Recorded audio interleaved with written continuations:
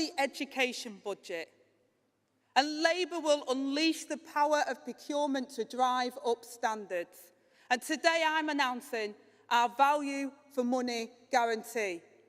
Our pledge to ensure that every single penny of taxpayers' money provides the best possible value to the public. We will turn the Tory procurement racket on its head so it serves the national interest and not the vested interests.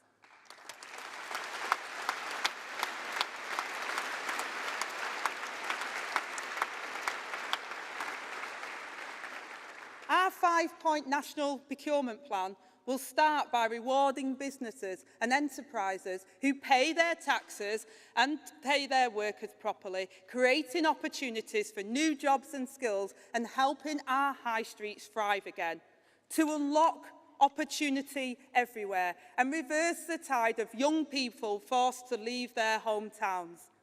Hand in hand with Labour's Green Prosperity Plan for green growth across Britain. And second, we will give small enterprise a level playing field at winning contracts. Where the Tories handed billions of pounds to their cronies with links to tax havens, we will ensure local businesses are no longer shunted to the back of the queue behind giant corporations with more form fillers than they have workers.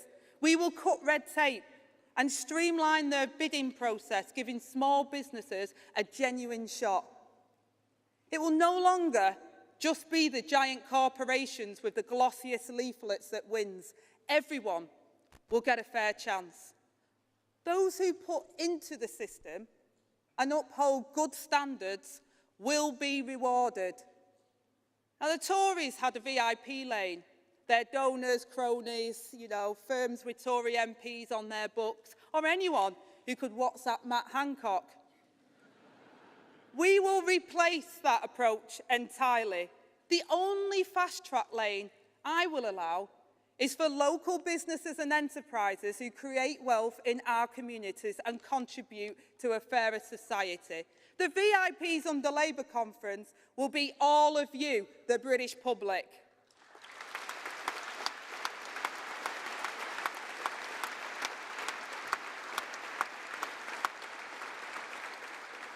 And thirdly, we will raise standards across the economy by clawing back the public's money from those who fail to deliver for taxpayers. And we'll plough that money back straight into a dynamic, ethical local enterprise fund. Quality and innovation, not failure, will be rewarded. And by striking off failed providers, we will help local businesses thrive. Never again can we see a repeat of the scandal that has seen Tory ministers write off £10 billion on unused PPE they bought with our money, defective, substandard and unfit for use. We'll give the Tory sleaze merchants their marching orders.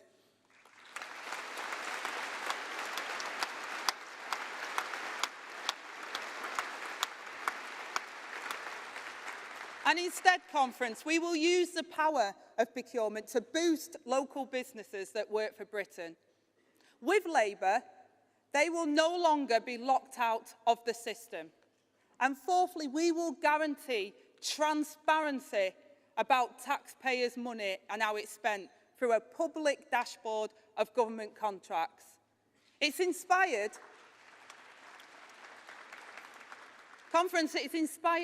by Ukraine's anti-corruption blueprint. Even under the attack from Russia, they are honest about how they spend public money. So what's the Tories' excuse? They were at it again this week, refusing to come clean to the British public and allow the spending watchdog to assess the true damage of the Tories' discredited trickle-down approach. There'll be no hiding places for cronies and no corner for corruption. We will keep the receipts and we will publish them. At conference, we won't stop there.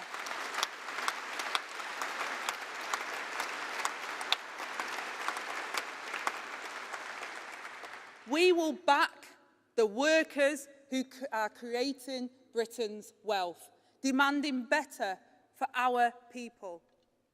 Which brings me on to outsourcing. Conference, the Tories have become too dependent on handing away our public services on the cheap, and now we're all paying the price. We will oversee the biggest wave of insourcing for a generation.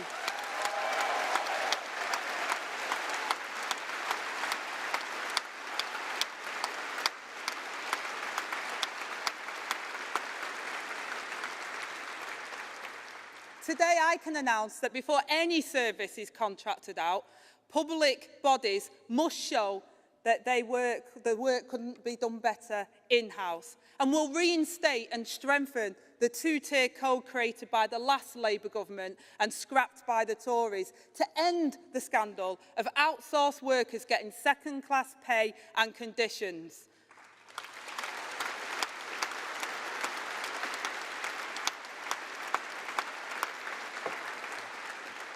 But Conference will go further still.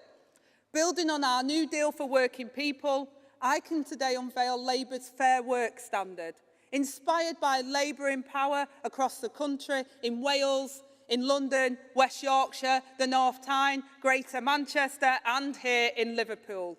It will underpin a new fair work code for the public sector, guaranteeing fair conditions, job security, well-being, proper training, rights at work and union access.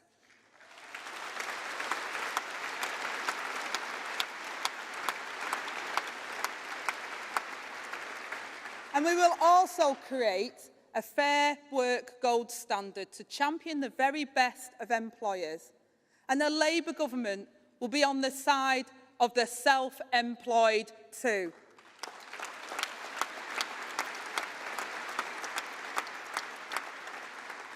We will give genuinely self-employed workers the right to a written contract and timely payment by law so they aren't left out of pocket and chasing invoices, because our Fair Work Standard will raise standards for all.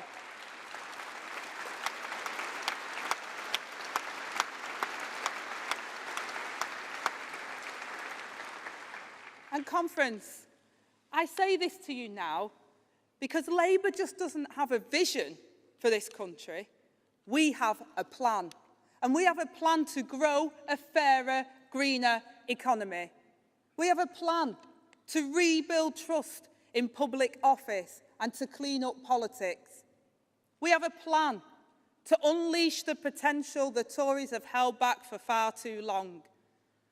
And a plan for Britain means we'll rise to the occasion just like we did in 1997. Because the Conservatives, they've made their choice, they've chosen their side, but we are on yours, and we are ready to lead this country to better. A Labour government to unite this country through the darkest times ahead. A Labour government to hand power back to the people and the places that once powered Britain, and a Labour government that will always be on the side of working people.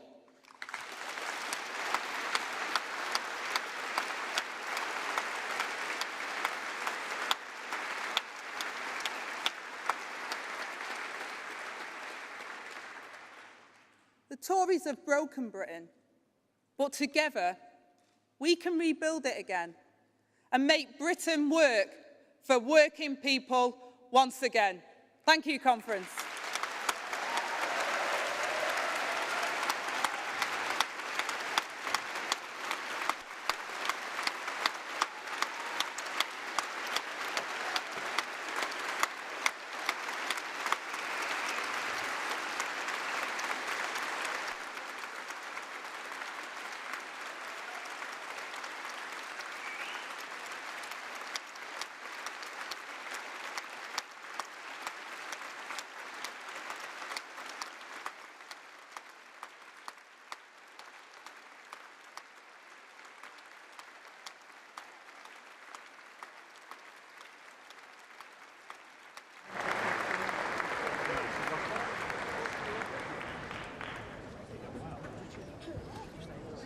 very much, Angela. You're an absolute icon and a legend.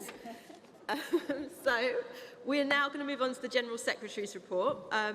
The General Secretary of the Labour Party, David Evans, is responsible for the day-to-day running of the Labour Party. David spent the last year reshaping the party, so we're ready for the next general election, and he's going to tell us some more about it as he delivers his report. Thank you, David.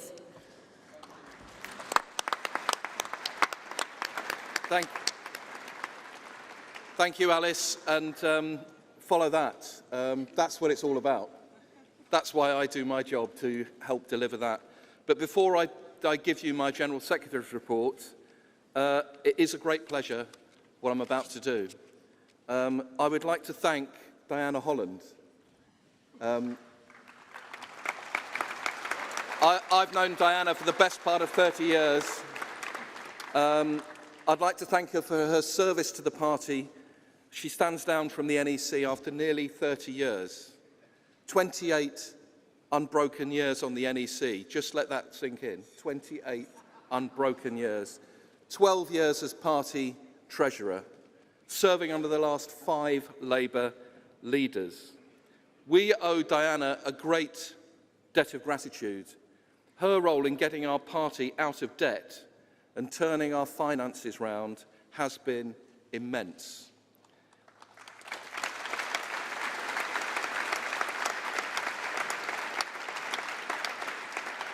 Although she never seeks the limelight, she does stand out. Diligent, reflective, but razor sharp. She brings our party and our movement together. For me, she personifies what we mean when we talk about unity. This isn't goodbye, Diana, as we know you'll continue your work in the movement through your role in Unite and your campaigns for equality and trade union rights. So, conference, please join me in giving a huge round of applause for our departing Treasurer, Diana Holland.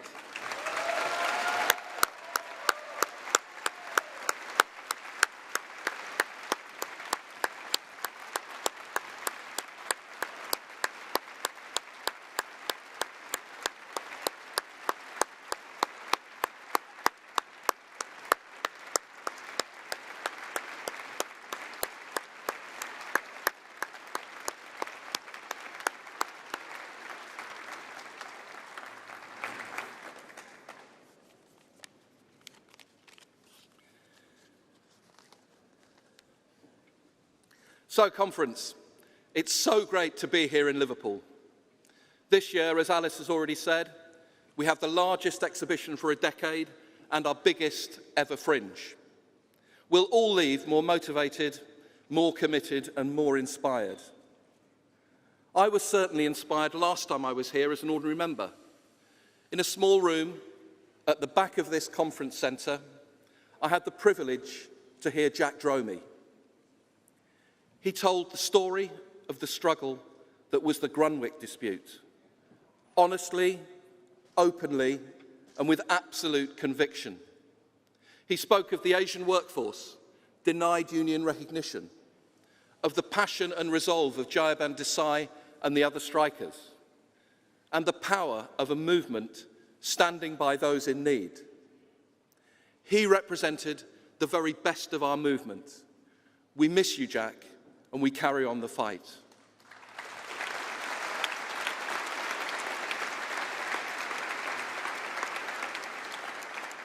From this conference floor to the fringe, there'll be moments like that this week. Moments that give complete clarity to our mission.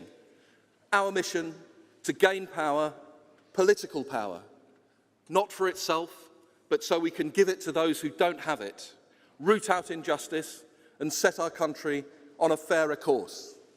To do this, we need to win and keep winning. When I was appointed in 2020, some confided in me that they had doubted we'd ever win again. They looked at the electoral map, an endless sea of ocean blue. They saw a party at sea in danger of being washed away altogether. And be in no doubt, 163 seats behind the Tories, 2019 was a near-death experience. But because of Keir and Angela's leadership, because of your hard work, your belief, your dedication, we have a real chance to do something never done before, to turn a defeat of that scale into a victory in a single term. We're tackling everything that stands in the way.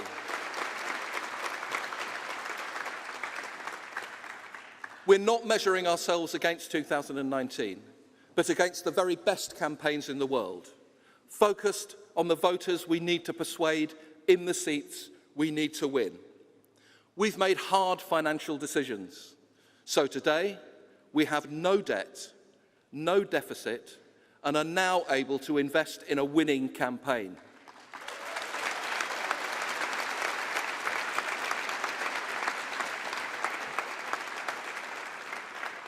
And we're also making sure our party lives up to its values, so that anyone who walks into a CLP meeting is welcomed, supported, and included in our Labour family, just as I was 43 years ago when I first walked in.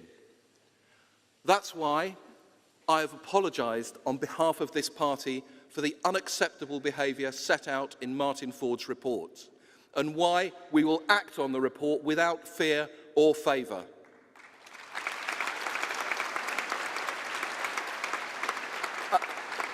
And why we must never, never forget the contents of the EHRC's investigation into us for anti-Semitism. That showed we'd not just fallen short of our values, we'd fallen short of the law a Labour government created. That's why, because of your votes last year, we set up an independent complaints process for all forms of discrimination, the strongest of any political party in the world. That's why, at this podium last year, I said I would not accept prejudice directed at anybody in the party or by anybody in the party. I have not, and I will not. Conference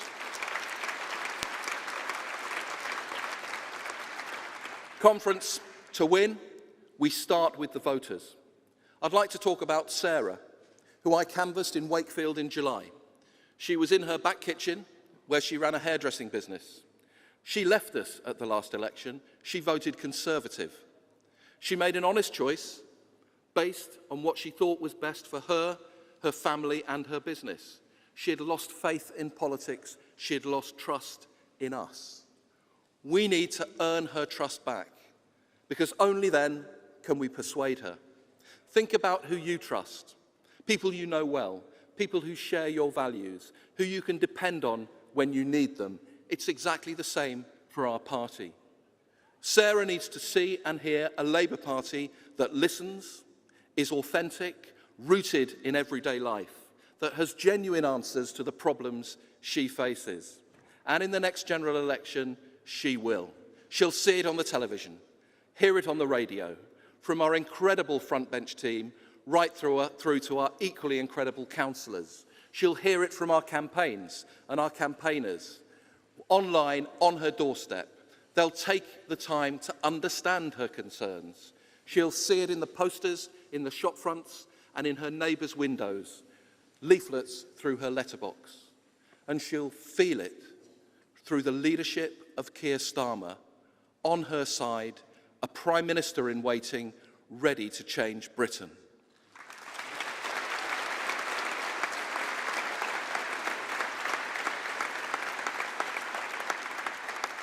We're starting to earn that trust back. In the local elections, we had a clear offer about energy prices, the cost of living, the need for a windfall tax. What were the Tories talking about? Their repugnant Rwanda policy and a curry house in Durham.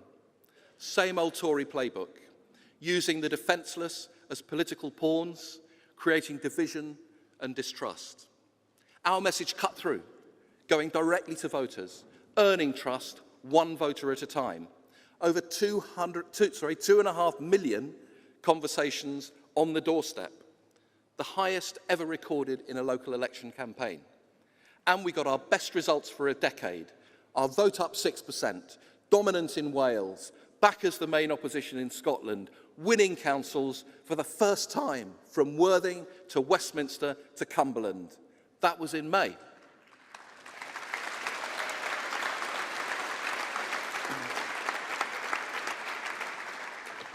In June, we got our best by-election win for a decade. And by the way, Sarah did vote Labour in that by-election. But we need to keep her with us. By July, Boris Johnson was forced out. Was that inevitable? No. Those wins did that. We did that. You did that. Sarah did that. This is what political activism means. This is what we can achieve. And these wins were also the work of our staff. All of our successes are built on small acts of empathy, creativity and graft that, taken together, amount to something awe-inspiring. That's what I see every day from our Labour staff. You are brilliant. Thank you.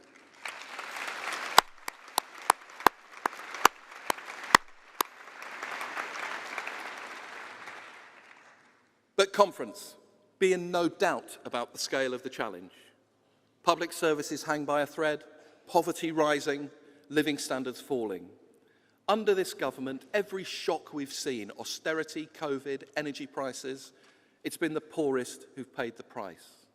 And that's why our job isn't just to win the next general election. For deeper, more fundamental change, so this never happens again, we need to win, win, and win again. This means building a party that sustains Labour in government, that gets ahead of the Conservatives and stays ahead. And we all have a role in this. I was working for the party the last time we went into government. And winning isn't the end, it's just the beginning of change. Look, being in opposition is wretched. But being in government is tough. It's easier for the Tories. They're in it for themselves. But we want to transform our country, change the world. So our goal is now to forge a closer relationship between our party that will be in government and our party in the country. A more honest, open, modern politics. We need a Labour government listening, engaging and drawing on the full strength of our movement. Our party in the country acting as a direct line to the people. That's why I'm determined that our party grows deeper roots into every community. It's how we win, and it's how we achieve lasting change. That's why I'm so pleased that we've just hired 30 trainee organisers to join our brilliant team in every region and nation in the country. And they're here today. Give us a wave.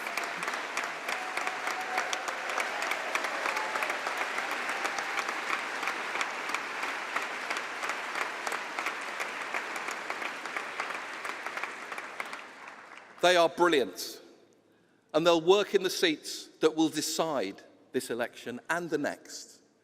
And that's why I'm also so thrilled about our newly selected candidates, a new generation of Labour representatives with the life experience, dedication and values we need to win and to govern. Conference, this is the future of the party we're building together. A party that will get Keir Starmer into Downing Street and a Labour government. A party that will end this 12-year nightmare. A party united in our common mission. So let's get out there, show we're ready. Let's keep organising, let's keep listening, let's win. And let's keep winning. Thank you.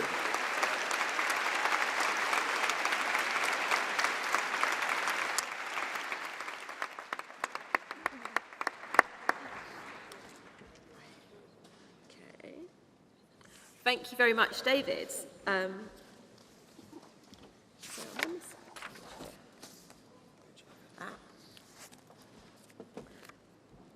Conference, after the next item, we'll be discussing the motions from Women's Conference. So if you're moving or seconding one of these motions, can you please make your way to the Speaker's registration desk, which is just here. And this morning, we've already heard from some fantastic NEC women and MPs with the two fantastic, iconic Angelas. And we're going to add a third person, a third legend as well, Annalisa Dodds, who'll be reporting on her work as Party Chair and Shadow Women and Equalities Minister. So over to you.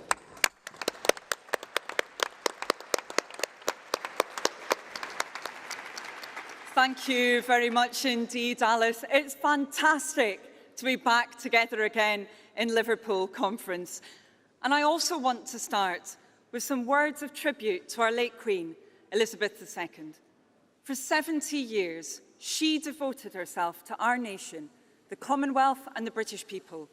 She did so much to bring Britain together through the good times and the bad.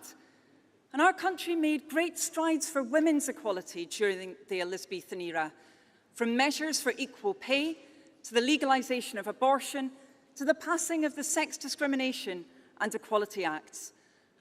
Those changes, though, only happened because of Labour governments. What a contrast with the appalling inequality laid bare after 12 years of Tory-led governments. Conservative governments have left women brutally exposed to the cost of living crisis and the current epidemic of violent crime. They've slashed support for disabled people and refused to uprate legacy benefits. They saw how Black, Asian and ethnic minority people were overexposed to the pandemic, only to patronise with claims that structural racism doesn't even exist. And they binned their LGBT action plan, disbanded their LGBT advisory panel, and broke their promise to ban conversion therapy. Conference, who owns this dreadful record? You probably missed it. She didn't seem to notice herself, but the Minister for Women and Equalities for the last 3 years was Liz Truss. A minister so dedicated to women that one of her first acts as Prime Minister was to scrap the dedicated role for women in Cabinet.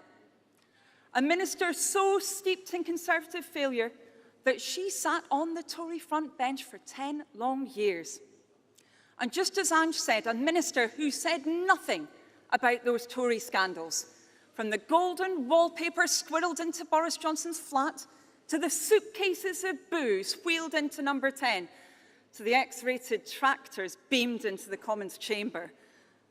We can't expect change from a continuity Conservative leader.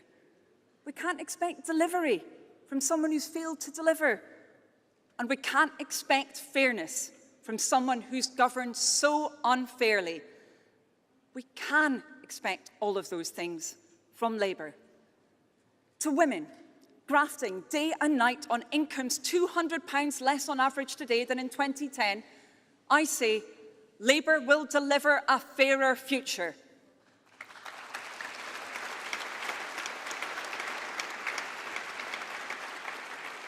And to the 500,000 women waiting for months or even years for gynaecological treatment, I say Labour will deliver a fairer future.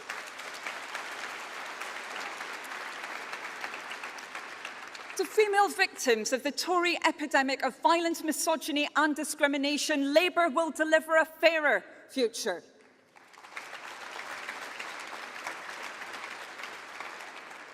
And to the millions of disabled people facing fuel poverty, to the majority of Black children growing up in poverty, to LGBT+ people faced with the surge in homophobic and transphobic hate crime, Labour will deliver a fairer future.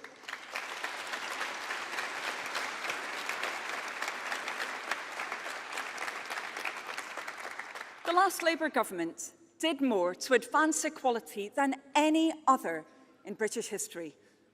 The next will match that record, and we will start with the economy.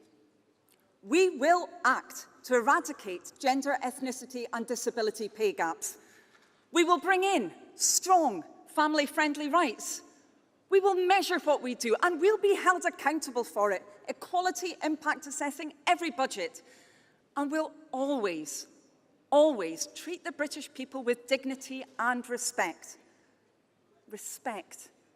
A concept this Tory government will never understand, but one that I will put at the heart of government as Labour's first ever Secretary of State for Women and Equalities.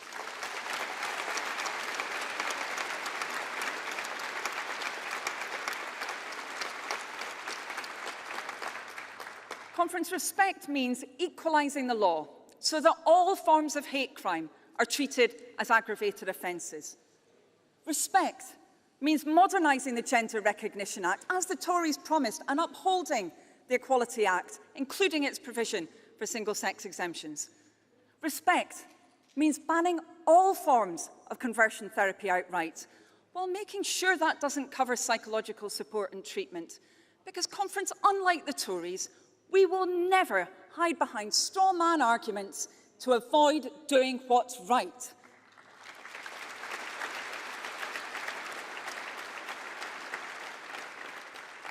Respect means working with disabled people, not against them, ending cruel disability assessments and supporting disabled people to live the lives they want and deserve.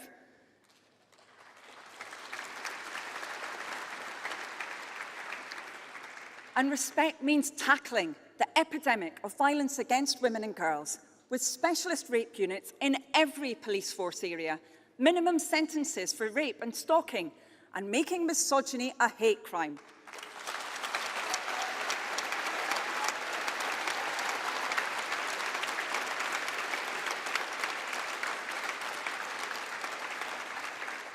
And Conference, Labour won't dismiss structural racism. We'll tackle it head-on with a landmark new Race Equality Act by implementing all the Lamy Review recommendations and with a curriculum that reflects our country's diverse history and society. Absolutely.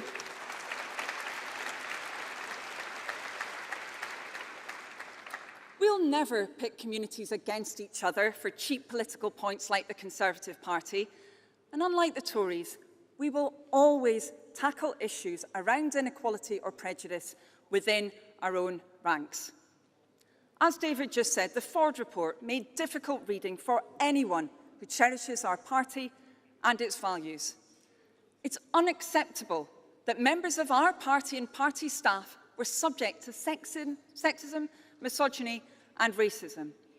As chair of the Labour Party, I want to reiterate the apology that David Evans and Keir Starmer have made. Over the last 2 years, we've acted to change our party. A new independent complaints process passed at this conference last year and now in operation as the most robust complaints process of any political party. New codes of conduct against Islamophobia and Afrophobia and anti-black racism.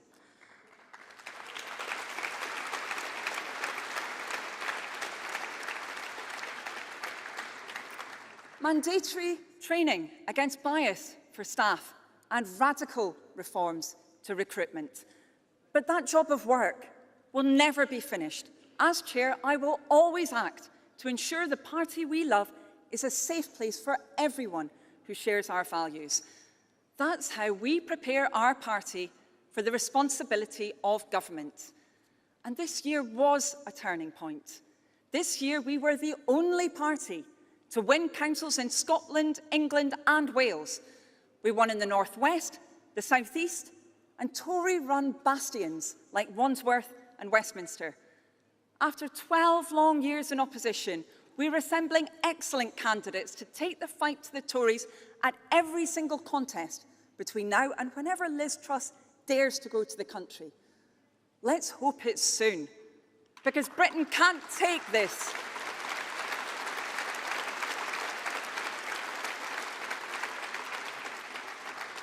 We can't take any more of this chaos from the Conservative Party. I've now seen off 4 different Tory party chairs over the last year. But no matter how much the Conservatives rearrange their party chairs, their ship of state is sinking fast.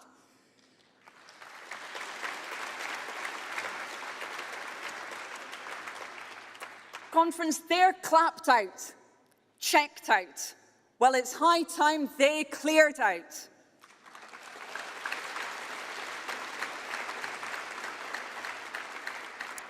And whenever that election's called, I say bring it on, because Labour will be ready with the policies we need to change lives.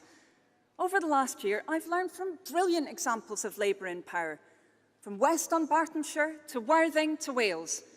They show that Labour works in government, and you can read all about the difference our Labour councillors, MSPs, Senate members, Metro mayors and police and crime commissioners are already making on the Labour Works website, released to Conference and the public today. And as chair of the Stronger Together policy review, I've also worked with Keir the shadow cabinet, our affiliated trade unions, and hundreds of you, our members, to develop our ambitious policy agenda that's in this year's Stronger Together report, which I'm also delighted to present to conference today.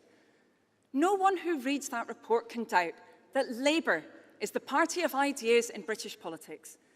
From tackling the cost of living and climate crises, to building a stronger, more secure economy, to delivering a new deal for working people, it shows that Labour is ready to take on the challenges our country faces. Only Labour can unite our country, clean up our politics, and build a fairer, greener future for Britain. That future, conference, is in our grasp. I look forward to joining you on the campaign trail to make it a reality. Thank you.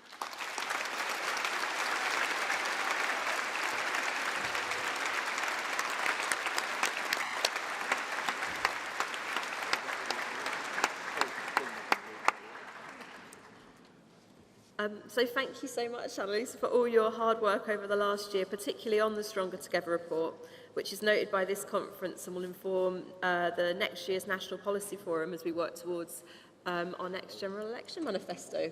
And you've heard about some of the inspiring Labour policies. They're all available to read online, and it is a really fantastic document, so thank you. We now move to the first policy debate, which covers the two motions sent to us from Women's Conference, and they're on the topic of women in the economy and violence against women and girls. So, if you're moving them, can we please have the delegate from the GMB coming forward to the lectern to move the first one on women and the economy? Thank you.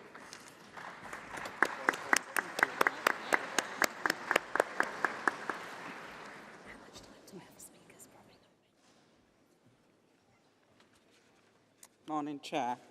Kath Pinder, proud to be GMB Union. Moving Women's Conference motion, Women and the Economy.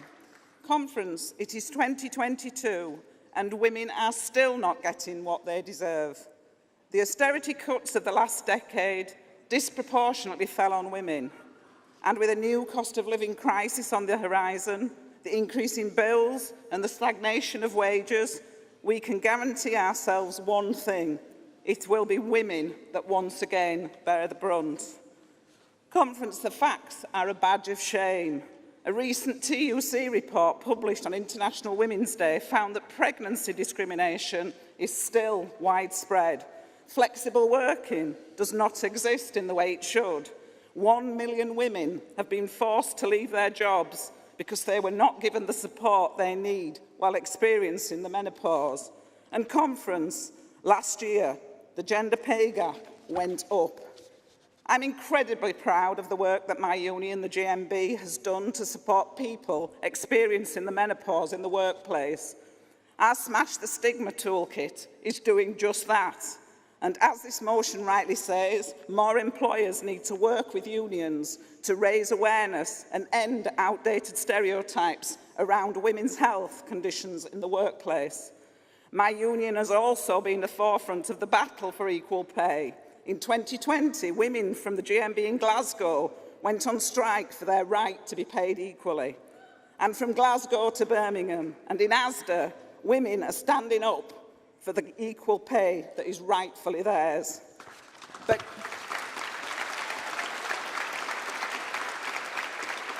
conference, it is 52 years since a Labour government passed the Equal Pay Act, 34 years since a GMB member won the first equal pay for work of equal value case at Camel Laird Shipyard just across the Mersey from this conference hall. And it is 12 years since the Landmark Equality Act was carried. We should not have to fight for equal pay. Women deserve to be paid fairly. It's as simple as that. But workers are still systematically discriminated against by the value society places on roles mostly performed by women and in pay and grading structures. These are the workers who are most exposed to the cost of living crisis. In schools, where teaching assistants are paid just £14,000 a year on average, and in care, where the typical wage is a few pence above the minimum wage. Conference, that's why GMB is calling for at least £15 for our heroes in care. It's the least they deserve. This motion contains so many important proposals that will help to change the lives of women living and working in the UK. It sets a plan for a real economic recovery for women and workers. Conference, the time is now. Vote for this motion. Vote for change. Thank you.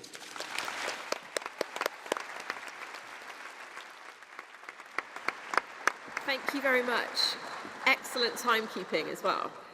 So thank you. We're now going to hear from the delegate from Salford CLP to second the motion. You've got 2 minutes. Is the delegate here? Well, we'll move to, we can bring them back in, but we'll move to the delegate moving the motion on the violence against women and girls from Unite Union. Come on up.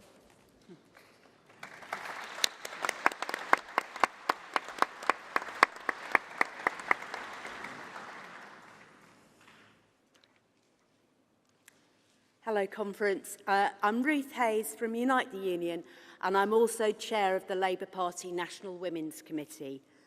This is a really comprehensive motion, and in a short speech, I can't cover all the aspects of the daily experience of male violence against women and girls. Please, I would urge you to read the motion from Labour Women's Conference in full. Over a decade of Tory government has left a terrible legacy. Services have been cut. Low pay and insecurity have rocketed. The results for women are stark. Sexual assault, rape and domestic violence are at record highs, and we saw a real spike during the lockdown periods of the pandemic. And at the same time, prosecutions plummet, with poorer women, disabled women, BAME women most at risk. My union, Unite, has launched the Get Me Home Safely campaign. This has been led by one of our hospitality activists who was sexually assaulted on her way home from work after she was asked by her manager to work till 1 a.m. She was promised paid transport home because the last bus was at midnight. But an hour before her shift ended, her manager told her she could finish early to catch the last bus home. The last bus never arrived. Sadly, this experience is not isolated. Unite's campaign is clear, tangible and industrial. We're demanding that employers protect their workers from harassment and provide safe transport home for people working late shifts or in isolated places. Labour must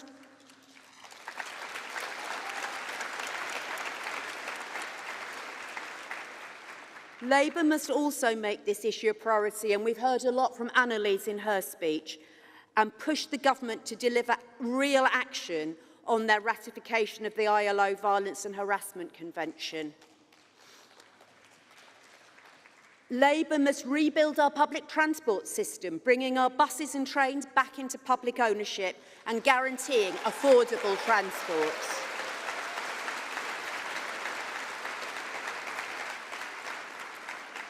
We must properly fund the vital services that support women and girls facing violence, trauma and abuse.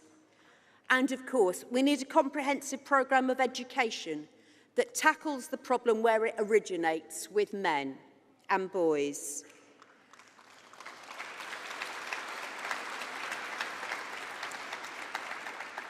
The Tories have repeatedly failed on this.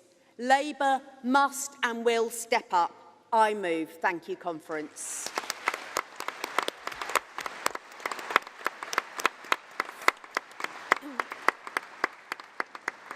Thank you very much, Ruth, and to all the members of the National Women's Committee for all your hard work. So do we have the seconders? Okay, so what we're going to do, would you like to second from the floor? All those seconding these motions? Someone indicate, seconded. Excellent, thank you very much. So we've got some time to call maybe about 5 or 6 speakers on this item. You've got 2 minutes for speeches, and please do keep to time because then we can take more people. So if you'd like to speak, please put your hands up And I will take delegate in the black jacket at the back, and then... okay, sorry. I'll take delegate in... delegate in the red, is that a floral dress? Delegate there in the black jumper with the hand up there, and I'm going to take some people from the sides. Can you please, we're asking everyone to sit down if they'd like to speak and just raise your hands, which is why I'm just going to take a few minutes to try and see everyone, just because it then doesn't... and because this is from Women's Conference, I'd prefer to take female speakers on this topic, but we've got lots of opportunities to debate this in the Safer Secretaries and Better Jobs at Work. So I'm going to take a few more female speakers. So yeah, please do lower your hands if you're not. I will take delegate in the blue there, and then in... Have we got anyone on these sides that want to speak as well? Yeah, delegate in the black with the nice bracelet. There, that's a nice bracelet. And a final person. Okay, we'll leave it at that actually, because we are running a little bit over. Delegate, over to you. Hi, conference. My name is Bria Delamere. I'm the one of the delegates from Montgomeryshire, and this is my first time speaking at any conference, so forgive me if I'm a bit nervous. Conference, if you were at work and you were experiencing excruciating pain akin to a heart attack, I hope you would ask your employee if it was okay for you to go home. And if you were bleeding visibly, I hope your employee would send you home. And if you were experiencing crippling anxiety and depression, I hope you would feel comfortable enough to ask your employee if it was okay for you to go home. But unfortunately, conference, for so many of us that menstruate, yes, it's early, but I'm talking about it, that's just not the case. Whether it's stigma or lack of policies to refer to or shame, 73% of us struggle at work and yet carry on like nothing's happening, despite this being a monthly occurrence for most of us. Women's health is at a crisis, and sometimes it feels impossible to turn the tide of years of misogyny, but this policy and women in the economy does so much to help us address this crisis and bring policies more in line to a more equal workplace for our women. This year, I was diagnosed with premenstrual dysphoric disorder. Prior to that, I spent years totally ashamed, convinced my manager would turn to me and fire me for being unproductive and lazy. But armed with a diagnosis that this was normal and completely out of my control, I went to my employee and told them what was happening, determined to advocate for myself. They were great, but they had no policies or legal procedures or even workplace behavioral education to refer to help me address my problems and ensure that I'm a productive member at the workplace, doesn't matter what day of the month is. So, conference, let the Labour Party support this motion, and let's sort of turn the tide and start bringing these policies into place and protecting our workforce, especially women in the workplace. Thank you.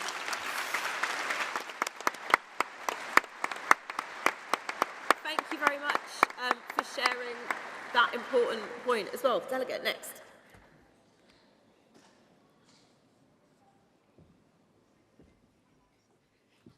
Borodar, Stephanie Dewey, Aberavon CLP. I just want to talk to conference about the importance of this motion and the difference it can make in terms of legislation. In Wales, I'm proud that the Welsh Labour government enacted the smacking ban to protect children from the excuse of they deserved it. I don't understand why it has ever been an excuse to say to children that they deserved it. What are we teaching our children in society if we say that the most vulnerable in our society deserve the attacks on them? I want to share a little story, and I will warn people, it's not a nice story. When I was a child, I was smacked and hit and battered by my father. The reason I'm telling this is because when I was older and I went to the police to tell the police about what happened and we went to court, I was told that I deserved it. I was told that when I cried because I was hungry, because I wasn't fed properly, that I deserved it. I had solicitors and Barristers and the legal system tell me that I deserve that. What are we telling our children in society? The amount of times I cried myself to sleep while I was going through that, the amount of times I felt sick when going to my father's, and I deserved it. Luckily, my dad did end up going to prison and serving his time. But without this kind of legislation and without the Labour government that we're going to get across the UK as well, supporting this kind of legislation, we are sending all children across the UK that message. All women and girls who are affected by this across all intersectionalities, we need to ensure that they are remembered in this legislation and they are aware of this legislation, because the important part is that they need to know that this is their rights just as it is anyone else's. Thank you.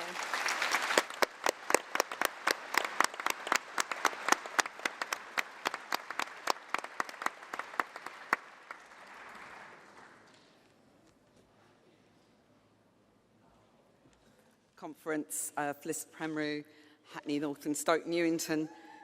Thank you so much to the movers of these really important motions.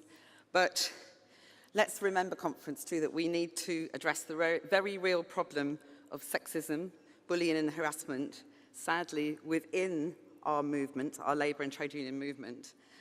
There is no place for racism, homophobia, sexism. It undermines us all.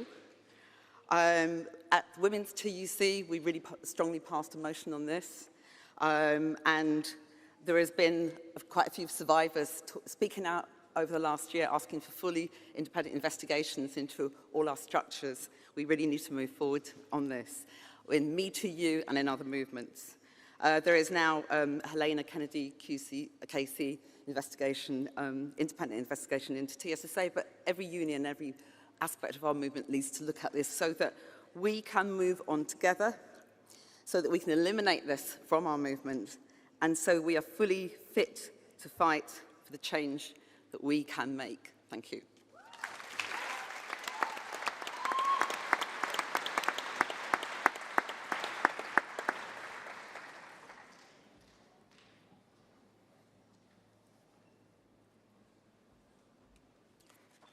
Hello, Conference. Councillor Lydia Hyde, Rochland Southend East CLP. I'm happy that I'm looking out to a room right now where I know that we've got half of our delegates as women. Representation matters. Representation matters at school, it matters in the workplace. I'm a voluntary youth leader and I work with girls on a regular basis. And one of the things I regularly talk to them about is the fact that 49% of girls will miss a day of school due to their periods. 20% have suffered bullying and harassment due to the fact of their periods. I'm using periods today. I'm not using the word sanitary. It's not about hygiene.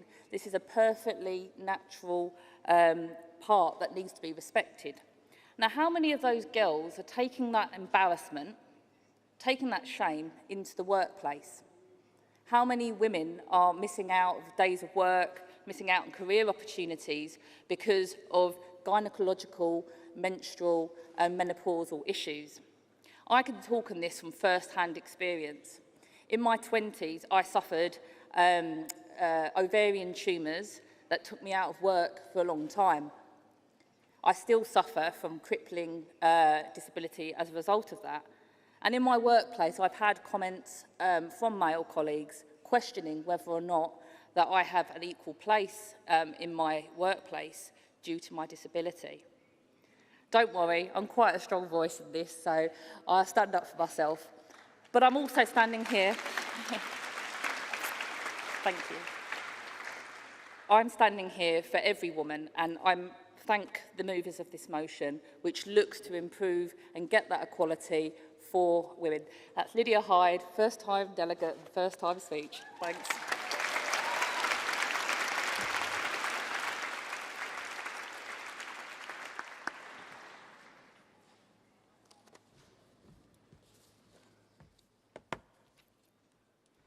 Hello, Conference.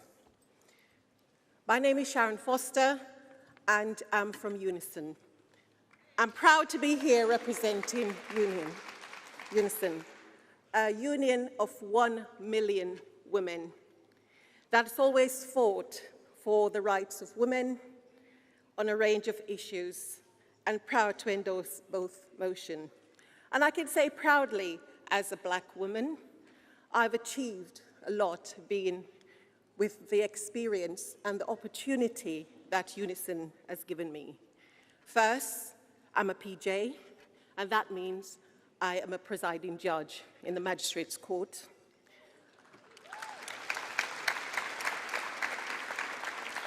I'm a governor, and I'm a truly activist, but also, moving forward, I am going to be the next High Sheriff of Bristol. And as we move forward, the voices of women must be heard, and our experience and our views and expertise. My union gives women a space and the place to make sure our voices are heard. The Labour Party must do the same, and in the interest of time, just to say that I support both motions. Thank you.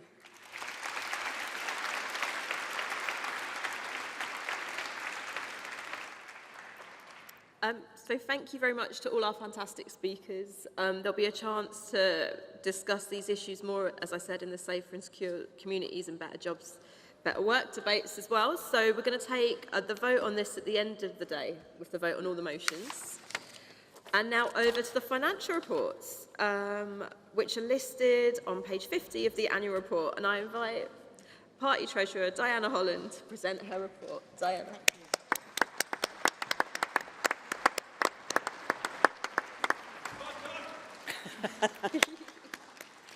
Thank you very much, Chair Conference. Let me too begin by paying tribute to my predecessor, Treasurer Jack Dromey, who was also a colleague and a friend. Jack's integrity, incredible optimism, and his ability to bring people together is such a powerful legacy. Many of us have lost loved ones in the past year, and we're with you. But in particular, I hope you join me in sending thoughts and best wishes to Harriet Harman and her family. So, as was said earlier with that surprise presentation, this will be my very last Treasurer's Report to Conference. And as your elected Treasurer, I am so pleased to be able to report once again that from the 1st of January to the 31st of December 2021, for the 6th full year in succession, we remain debt-free as a party.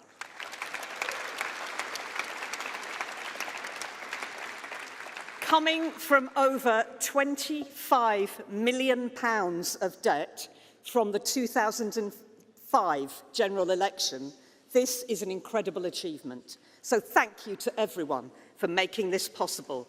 To our members and supporters, our CLPs, our trade unions, thank you. Socialist societies, councillors, MPs, MSPs, MSs, mayors and police commissioners, David Evans and all Labour Party staff, Simon Mills, Kimberly Workman and the finance team especially. Thank you too to my colleagues on the NEC and at the Business Board for comradeship and for always supporting through thick and thin that we stick to our agreed NEC finance strategy. To all of you, thank you. You have all played a part. The financial report for 2021 reflects some important positives, with income from membership holding up well for a non-election year and once again being able to welcome thousands at annual conference last year. But this report also reflects the continuing difficult and demanding times that we're all facing, including first, the ongoing impact of changes needed from COVID. Second, the financial impact of a logjam of elections in 2021. Third, the cut in public funding following the 2019 general election result. And fourth, addressing the demands from being on a long-term general election footing has required our contingency reserves. So a difficult year. But the NEC finance strategy, developed to eliminate the legacy debt, passed the test of 3 general elections and has helped maintain financial stability now. The strategy has 4 strands. All money is measured against our priorities as a party and a movement. Our budget is set and closely monitored, minimised cost and maximised income, and no money pledged is spent until it is actually received. Our NEC finance strategy delivers for today, for the future, and must help us rebuild our general election trust fund. Now is not only the time to ensure Labour has the secure finances we need, but also to shine a spotlight on the Conservatives. We know how the Tories raise their funds. We have seen how public contracts have been awarded. We have seen who benefits from that shocking mini-budget. We know what we're up against. We must not let them get away with it. Conference politics is about priorities. Financial decisions must flow from political decisions rather than the other way round. And we all need to understand party finances and membership are cyclical. So decisions on party finances need to take account of the ups and downs of the electoral cycle. In these difficult and dangerous times, we need to come together. The politics of organisation and the politics of ideas go hand in hand, not just because we want and need a Labour government, but for the sake of working parents forced to turn to food banks to feed their children, for people feeling isolated and under pressure from all sides, for people at work struggling with the cost of living crisis while eye-watering profits are being made, for safety and security from the cradle to the grave. We do have proud Labour achievements: the NHS, the welfare state, the national minimum wage, gangmaster licensing, the overseas domestic worker visa combating modern slavery, the Equality Act, but so much has been cut back and we need much more. Conference, we can change lives for the better. When the time comes at the next general election, we must defeat this shameful Tory government. And as the suffragettes used to say, that's when we turn fine words into deeds. So, Conference, I want to thank you too for your support in electing me as your Treasurer for the past 12 years and as a trade union representative on the NEC for 16 years before this. And as was said earlier, making a total of 28 years on the NEC. While I can't say it has always been a pleasure, it has truly been an honour. And I decided that now is the time to pass on the baton. So I would like to send my very best wishes to Mike Payne, who has now been elected Treasurer of our party. And Mike, just make sure, as all party leaders, from Gordon Brown to Harriet Harman to Ed Miliband to Jeremy Corbyn to Keir Starmer have supported me in doing, that our party continues to stick to the NEC finance strategy. It works. One final message to you, Conference. Over 28 years on the NEC, I've experienced a lot. The good times and the bad, the party united, divided, in government, in opposition, and I do know what achieved most. United and in government. It is possible. Someone asked me if I am the longest continuous serving NEC member. I'm not. But you know, it's not that bad coming second to that towering figure, Tony Benn. But I am the longest continuous serving woman, apparently. Very proud to be among the ranks of Ellen Wilkinson, Barbara Castle, Jo Richardson, Joan Lester, Margaret Beckett, Diane Abbott, and more. I'm one of very few women treasurers in our party's history, and I want to make two final points on this. When I was first elected to the NEC, this followed the introduction of positive action measures to ensure women's representation. The years of experience I gained then were essential to be able to chair the party in 2002 and later to stand as treasurer. Positive action is only ever a means to an end. But without it, discrimination will continue to preserve inequalities. We should be so proud of the positive changes we've made.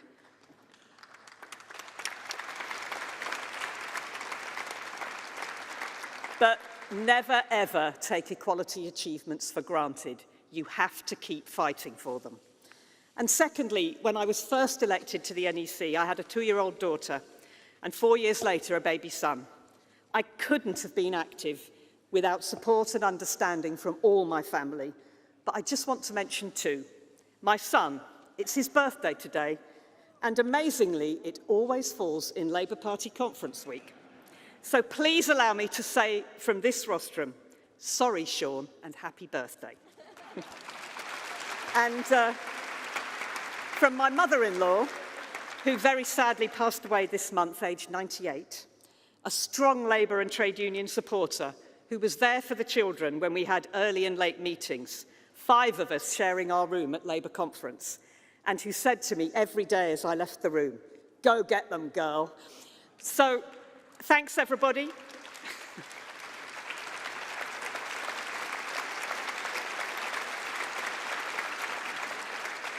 It's been a great privilege to serve you, and now I say to you, go get them.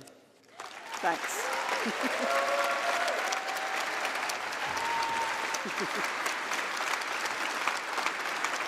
Thank you. Thank you, conference.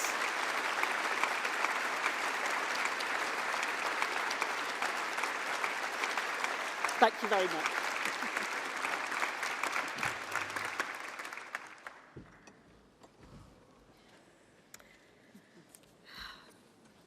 Diana, you are also an icon and a legend and an amazing voice for equality as well as an amazing treasurer. So we're so lucky. It's been a privilege to be on the NEC with you for 8 years. So thank you so much. We've now got questions for the party treasurer.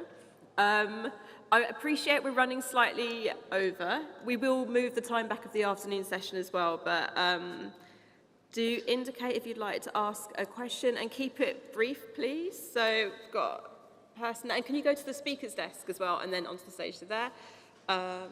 Delegate there. Could you remind people that they shouldn't indicate by waving things in the air? Oh, I'm also been asked to remind people not to indicate by waving things in the air. So, yes, just stay seated and show your hands. Does anyone else want to ask questions to the treasurer? Okay, is that Rachel? Yeah, okay, we'll move on.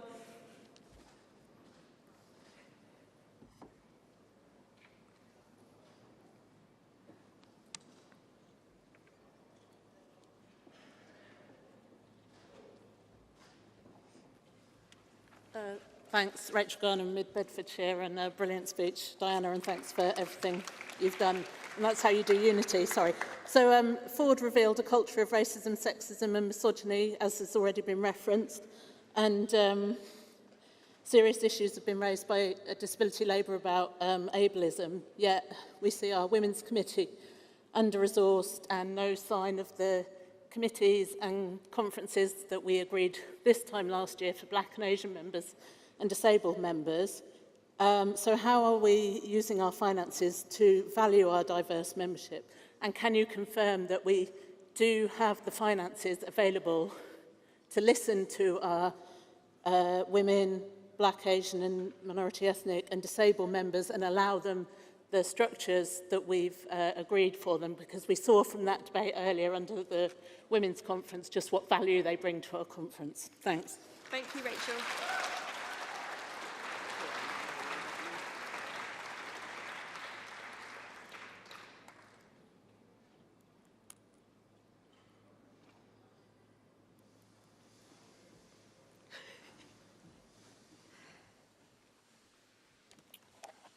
Chair, Conference, Dave Levy, Lewisham, Deptford, first-time speaker. My union has a fringe meeting to allow questions to be asked to the finance report so that stupid questions can be done in private rather than at a rostrum like this. So I hope the questions I'm about to ask aren't stupid, but I have one or two to ask. My reading of the balance sheet, or the income and expenditure statement, says we made an operating loss of about £5 million last year. When did the Finance Department know that deficit was going to occur? When did they tell the NEC? And do they report on a regular basis to the Business Board about a forecast deficit or forecast surpluses? I have two additional things to ask. Is what does the recent item political activity and publishing mean? And why did we spend £6 million on it? And what does it buy? Also, I'd like to know why the SMT costs have gone up by about £350,000. I'm sorry to ask 3 questions, but I think I've done under the minute. Oh no, that was very concise. Thank you very much. Diana, would you like to reply?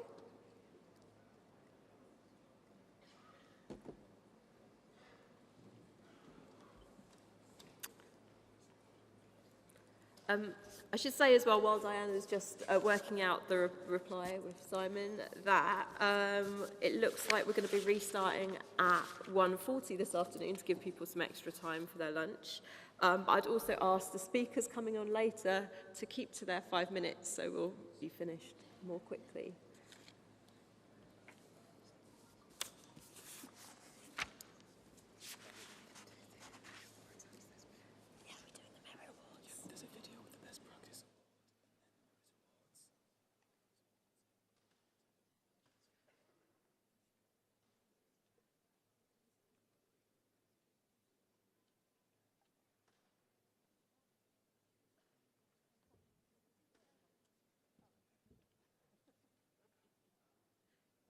Thank you very much, Diana Hollins. Sorry. Apologies, I thought there was another question. Right, thank you, Rachel, and thank you for the kind words.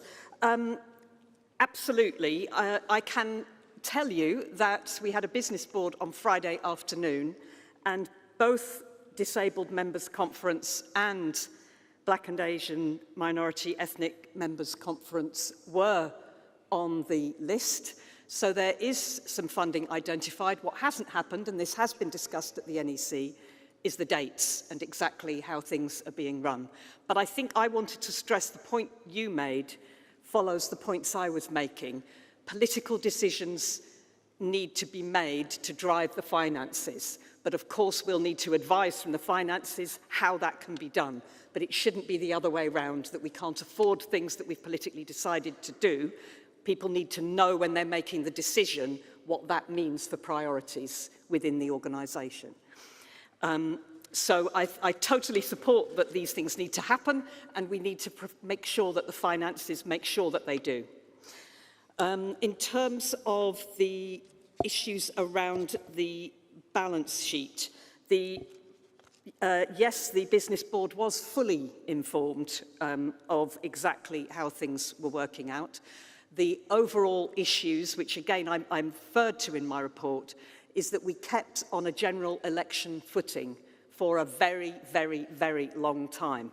And financially, the drain on our resources was immense, and we kept staffing levels that we wouldn't normally have done following an election. We had no choice, and the party leaders in succession agreed with the decisions that were made, and the NEC supported, but we knew that at some point we would have to make the change. So the majority of that deficit, as I mentioned, we used some of our contingency reserves for that purpose, was to fund a voluntary severance programme where people had been employed for sufficient to require that. In normal times, people are on contracts that only last for the election period. So it was a very different situation. It's not anything any of us wanted to be in a position to have to do. The other part of that £5 million was apparently an accounting adjustment, so not cash. In terms of publishing, I think you were talking about, and where we were, yes, I think what you're talking about is the cost of all the elections that needed to have materials in 2021. You're shaking your head, so in which case, could you perhaps put that in writing, that question, and I'll try and understand what you're referring to. In terms of the SLT, senior team, for reporting purposes, that increased from 6 to 10. That's the responses. Thank you. Thank you so much, Diana. And thank you again from all of us for your many, many years as party treasurer. So we now need to formally adopt these financial statements. Can I see all those in favour of doing it? Thank you. And all those against? And any abstentions? Thank you. That's carried. Was that unanimous? I think that was unanimous. Excellent. Thank you very much. And now we need to accept the annual report as a whole. So all those in favour of the annual report? And all those against? That was unanimous again. Excellent. Thank you very much then, conference. So, almost at the end of the business, but now we have the Merit and Best Practice Awards. You'll be hearing a lot at this conference about best practice, and we're now going to see a quick video.